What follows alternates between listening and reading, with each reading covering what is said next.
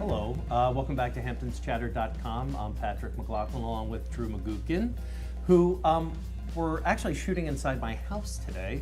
And Drew, we were lucky enough to have him be the interior designer for the property. And Drew, tell us about some of the textures and stuff you used here on the house, and why everyone keeps saying how nice it looks, and they suddenly think that I have taste.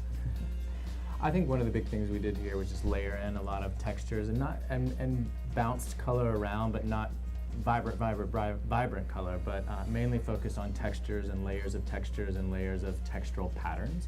I think one of the things that people really love about this house is that it feels so comfortable and there's a natural elegance to it. And while there was a designer here and the designer's hand, guiding the process, it's not over decorated. It doesn't feel too designed in any way.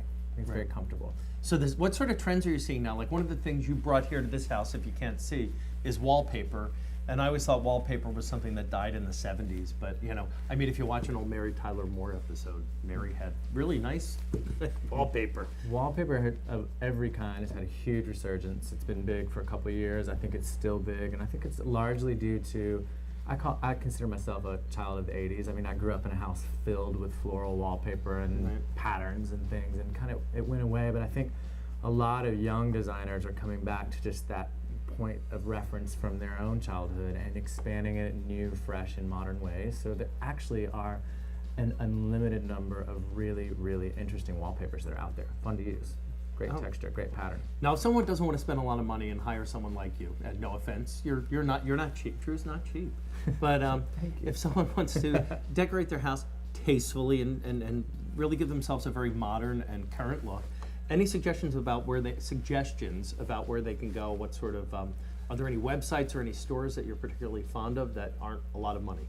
I think V&M.com, it's vintage and modern, but it's just VANDM.com is great. It's like a First Dibs, which First Dibs is a much higher end version of it, but they often have really great deals on found objects, vintage chairs, chests, fun mid-century pieces, and it comes in at a very affordable price point very often. And then, you've got your big box retailers like the Crate and Barrels or the Restoration Hardwares of the world. One thing that I think is interesting through Crate and Barrel, they actually, for small side tables, they work with interesting metals and the combination of metal and wood. They very often, have tables that are not hugely expensive, really interesting shapes and designs, especially for tables. I think small cocktail-y kind of things, Crate and Barrel is a good source. And then Room and Board for inexpensive but still clean line, leaning contemporary, leaning a little mid-century, nice furniture shapes for chairs, sofas.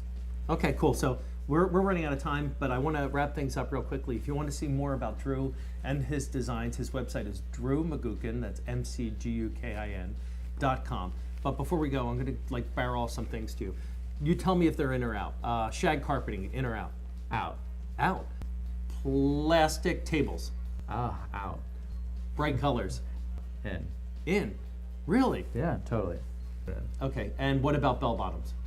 Out. Okay, so if you want to be hip in the Hamptons this summer, make sure you don't wear bell bottoms. That's it for Hamptons Chatter today. Thanks to Drew Magookin for stopping by, and thanks for doing such a great job on my house. Isn't it awesome? Thank you.